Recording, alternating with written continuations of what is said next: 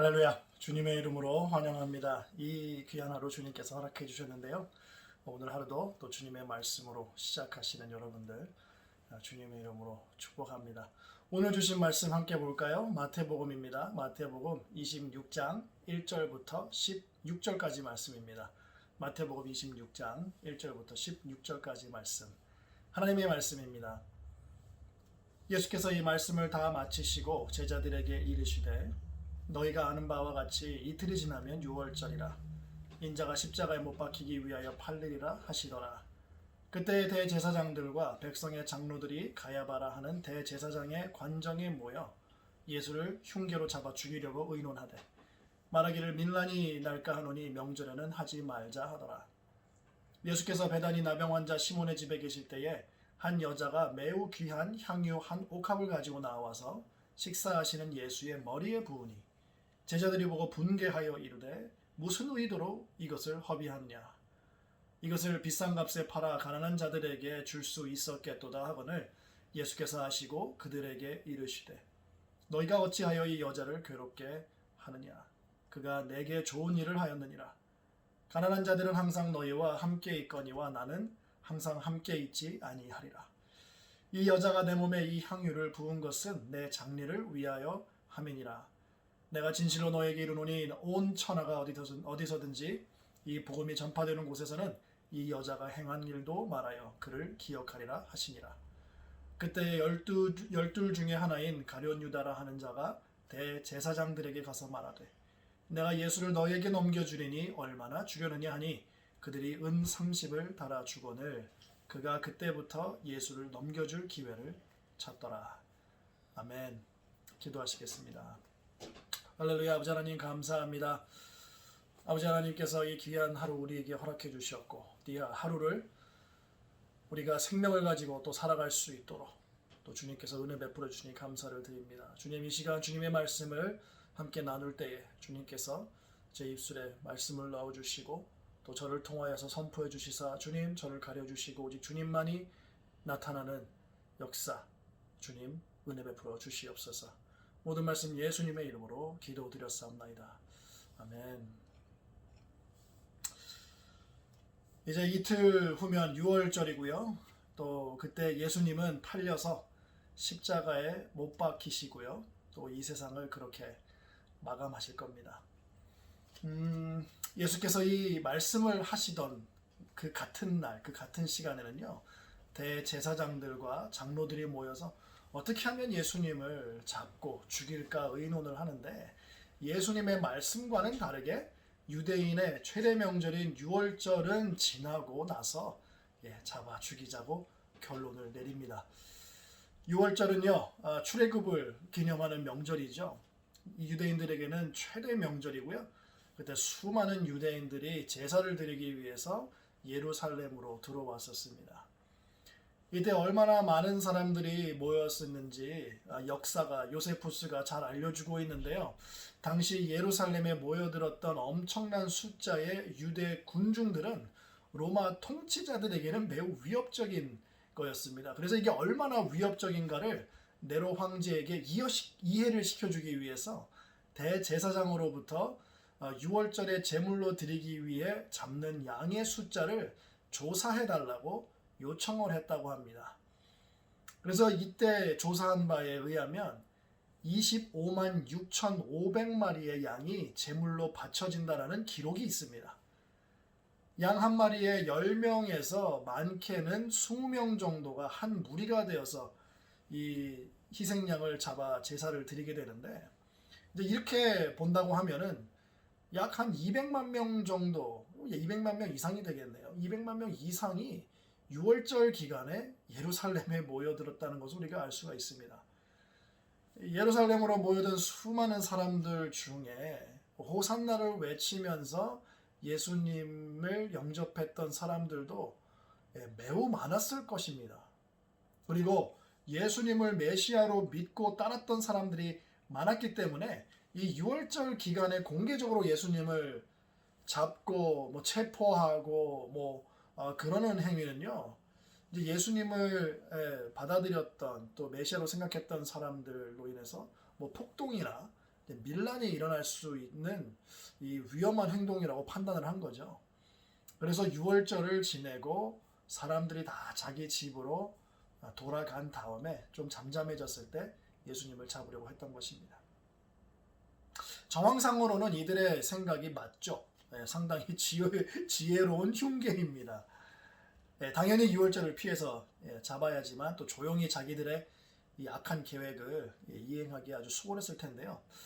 그렇지만 주님의 계획은 구약에서도 보여주신 것처럼 하나님의 역사와 계획까지도 한치의 오차 없이 모든 말씀을 이루시고 또 유월절에 흘린 양의 피가 이스라엘의 장자들을 구원했던 것처럼 모든 사람들을 위해서 장자이신 성자 하나님 예수 그리스도께서 대신 죽으신 것이죠. 유월절에 그의 피를 덮은 사람들을 구원하시기 위해서. 오늘 정해진 본문을 보게 되면요, 이 두 개의 스토리가 나타납니다. 예수님의 이 말씀, 그리고 다음에 이제 향유 옥합을 둘러싼 스토리, 이 두 개의 스토리가 나오는데 이 두 스토리가 흐름도 그렇고요, 시간 순서도 맞지 않습니다. 원래 이 향유 옥합 스토리가 예수님께서 예루살렘에 들어가시기 전에 베다니에서 일어난 사건이잖아요. 그래서 맞지 않습니다만 이 두 개의 스토리가 공통적으로 가지고 있는 주제가 있습니다. 그것이 뭐냐면 바로 예수님의 죽음에 대한 값입니다. 가격입니다. 인간이 아무리 머리를 쓰고 지혜를 짜낸다 해도 주님의 구속사에 관련된 계획은 모두 주님의 뜻과 계획대로 성취가 됩니다. 밀란이 일어날까 해서 유월절을 피하려고 했죠. 오히려 한마음 한뜻으로 이 모든 사람들이 예수님을 어떻게 했습니까? 유월절의 십자가에 못 박았잖아요. 이게 주님의 뜻이고 주님의 계획 가운데 이 악한 흉계를 가지고 유월절 이후에 하려고 했던 것도 주님의 계획의 성취에 들어맞습니다. 모든 말씀은요, 주님의 뜻대로 성취됩니다. 그리고 예수님의 죽음 또한 주님의 뜻 가운데에 주님의 순종을 통해서 성취를 하십니다. 주님의 죽음에는 값이 있었고요. 그리고 하나님께서는요, 끈질기도록 대가를 꼭 지불하시거나 또 지불하게 하신다는 것을 우리는 율법을 통해서 알 수 있는데, 그래서 예수님의 죽음에도 그것이 똑같이 적용이 되는 것입니다. 죽음도 값이 매겨집니다. 누군가를 죽였을 때 목숨으로 갚아야 되죠. 그리고 내 소가 누군가를 받아서 상처를 내거나 죽였을 때에는 뭐 목숨으로든 돈으로든 뭐 소로든 그에게 합당한 대가를 지불을 했어야만 됐습니다. 그래서 밸런스 제로를 만들었어야 되는 겁니다. 그래서 눈에는 눈, 이에는 이라는 그 율법의 개념이 성립이 되는 것입니다. 민수기 3장을 보게 되면은 하나님께서 출애굽 때에 10번째 재앙에서 모든 장자를 죽이시잖아요. 그 이후에 이스라엘의 장자를 다 자기의 것으로, 하나님의 것으로 거룩하게 구별하셔서 취하십니다. 그 이후에 모든 이스라엘의 장자 대신 레위인을 장자로 삼으시는데요, 일일이 다 인구조사를 하십니다. 이스라엘 장자 인구조사 하시고, 그리고 레위인들 또 인구조사하시고, 인구조사를 각각 해봤더니 이스라엘 사람들이 273명이 더 많이 나온 것을 보시고 하나님께서는 한 사람당 이 속전으로 계산을 해서 완전하게 계산을 마치십니다. 그래서 이스라엘에서 레위인을 장자로 삼으시죠. 그냥 하나님이시기 때문에 그냥 취하셔도 괜찮으신데, 하나님께서는 정확한 인구조사를 통해서 마지막 한 사람까지 모두 정확하게 계산하고 완벽하게 레위인을, 모든 이스라엘 사람들을 대신해서 장자로 삼으시는 것이죠. 이와 똑같은 방법으로 하나님께서는요, 모든 피조물의 장자 되신 성자 하나님 예수 그리스도를 완벽한 계산을 통해서 모든 인류를 대신하게 하십니다. 그 컨셉이 똑같이 십자가 구속사에 연결이 되는 것이죠. 적용이 되는 것입니다. 우리가 죽음으로 가야 하는 것을 예수님께서 대신 가셨고, 그리고 우리가 죽음으로 갚아야 된 우리의 죄값을 예수님께서 십자가의 죽으심으로 대신 갚아주신 것이고요. 그래서 예수님을 믿는 사람은 죽음에서 생명으로 옮겨지게 되는 것입니다. 본문에서는요, 예수님의 죽음을 은 30개나 향유로 값을 매깁니다. 우리 인간이 봤을 때에는 예수님의 죽음의 가치는 당시 일반인 2달치 월급 정도이자 노예 몸값이었던 은 30개 정도였고요. 그리고 일반인의 1년 정도, 1년 연봉 정도 되죠. 향유, 300데나리온. 향유를 깨서 부어드렸던 거는요, 이 사람들이 봤을 땐 너무 사치인 거예요. 근데 이 사람들은 예수님의 죽음과 여기서 연결을 짓지 못했죠. 이 주님의 타이밍, 그리고 인간의 타이밍은 너무나도 다릅니다. 너무나도 다른 것처럼 인류를 구원하기 위해서 오신 예수님의 목숨값에 대한 하나님의 계획은요, 인간하고 절대로 맞지가 않아요. 예수님의 죽음은 인류의 모든 사람들의 목숨을 구할 정도의 어마어마하고 놀라운 가치가 있는데, 인간은 그저 은 30개, 그리고 1년 연봉보다 낮은 가격을 매겨버립니다. 이 모습은 인간이 얼마나 우매하고 어리석은지를 보여주는 지극히 작은 일면일 뿐입니다. 왜냐하면 우리는 우리의 죄값을 절대로 갚지 못하고, 또 우리는 우리의 죽음의 값이나 죄값을 알지 못하기 때문에 그렇죠.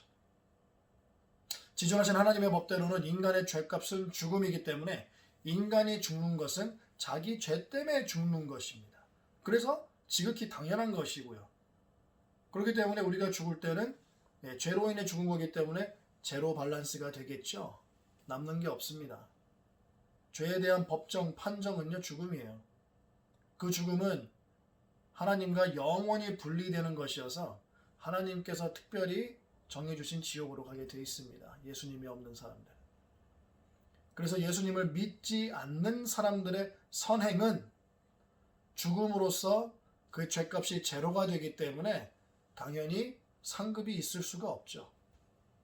반면에 예수님을 믿는 사람들은 예수님을 믿는 그 순간 우리의 죄값을 예수님께서 자기의 죽음으로 벌써 다 계산을 하시고 청산을 하셨기 때문에 우리가 예수님을 믿는 그 순간이 바로 죄값이 청산되는 순간이고 밸런스가 제로가 되는 순간입니다. 그 순간 영적 위치가 어둠에서 빛으로 옮겨지게 되는 것이죠.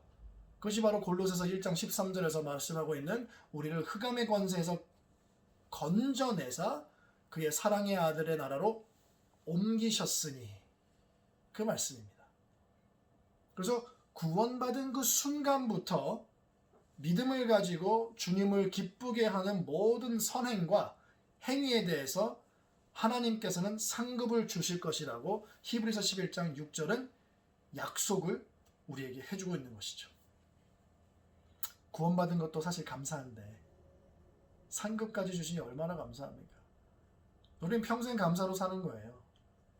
그래서 생명이 있고, 그리고 우리가 할 수 있을 때에 주님을 위해서 사는 것, 주님께서 말씀하신 대로 사는 것이 참으로 중요합니다. 그것이 바로 우리의 삶의 목적 아닙니까? 우리는요, 우리 삶은 목적이 있는 사람들입니다. 목적대로 살아갈 때 주님께서 상급을 주시나요? 얼마나 감사합니까? 주님을 기쁘시게 하는 행위가 바로 오늘 본문의 이 여인이 한 행동입니다.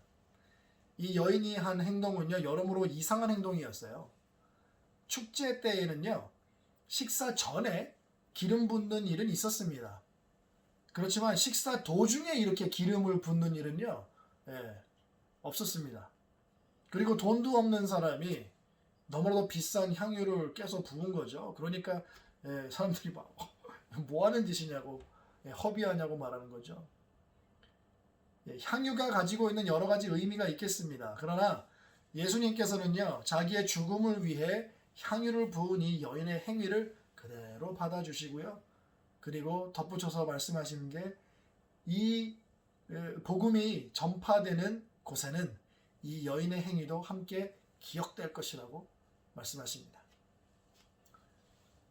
왜냐하면 이 여인이 한 방울도 남기지 않기 위해서 옥합을 깬 그 행위, 그래서 향유를 예수님께 아낌없이 부은 행위는요, 한 방울도 아끼지 아니하시고 십자가에서 모든 피를 쏟으신 예수님을 기념한 것이기 때문에 그렇습니다.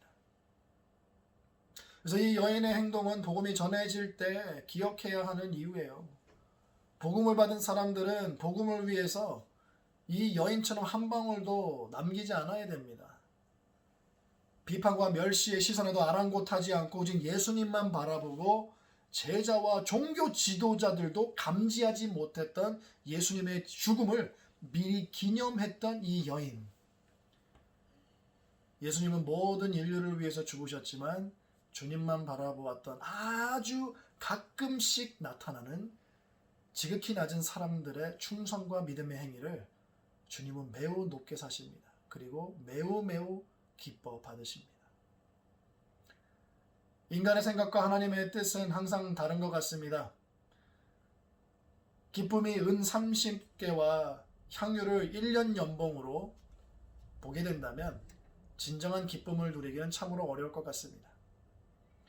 그래서 하나님의 뜻을 찾아서 하나님의 뜻대로 사는 것이 기쁘고 풍성하게 사는 비결입니다. 왜냐하면 기쁨과 소망은 믿음에서 오기 때문에 그렇습니다. 로마서 15장 13절 말씀은요, 소망의 하나님이 모든 기쁨과 평강을 믿음 안에서 너희에게 충만하게 하사 성령의 능력으로 소망이 넘치게 하시기를 원하노라. 소망의 하나님이 성령의 능력으로 소망을 넘치게 하신답니다. 그래서 믿음 안에서 기쁨과 평강을 끊임없이 믿음의 사람 가운데에 충만케 하신다는 말씀이에요. 지속적인 거죠. 끊임이 없습니다. 사랑하는 성도 여러분, 은혜와 믿음을 통해서 죽음에서 생명으로 옮겨진 우리는 주님이 기뻐하실 때 향유 옥합을 완전히 깨서 한 방울도 남기지 않고 주님께 부어드리는 것, 그 기쁨과 평강이 넘치는 믿음의 모습으로 지금부터 주님 만나는 그 순간까지 살아가시기를 우리 구주 예수님의 이름으로 축복합니다. 기도하시겠습니다. 할렐루야. 아버지 하나님 감사합니다. 아버지 하나님께서 독생자 예수 그리스도를 통하여서 우리를 죽음에서 생명으로 옮기시고 또 사망의 권세에서 흑암의 권세에서 아들의 나라로 옮기셨습니다. 아버지 하나님, 우리가 한 것이 무엇이 있습니까? 예수 그리스도를 믿은 것뿐입니다. 그러나 그것으로 인해서 주님께서는 우리의 죄값을 독생자 예수 그리스도의 그 피로 완전히 깨끗하게 청산해 주셨고, 또 예수님을 믿는 그 순간부터 주님의 뜻대로 주님을 기쁘시게 하는 그 모든 믿음의 행위를 주님께서 기뻐 받으시고 또 상급을 주시는 주님의 은혜와 축복, 주님, 우리는 무한 감사합니다. 평생 감사합니다. 아버지 하나님, 매일매일 주님 만나는 그 순간까지 주님께서 기뻐하시는 때에 우리도 우리의 옥합을 깨어 한 방울도 남기지 않고 주님께 부어드리는 믿음의 성도로 살아가는데 조금 더 부족한 점 없도록 오늘 하루도 은혜로 함께하여 주시옵소서. 주님, 오늘도 우리를 보호해 주시고 눈동자처럼 지켜주시고 주님께서 함께해 주시기를 원합니다. 모든 말씀 예수님의 이름으로 기도드렸사옵나이다. 아멘.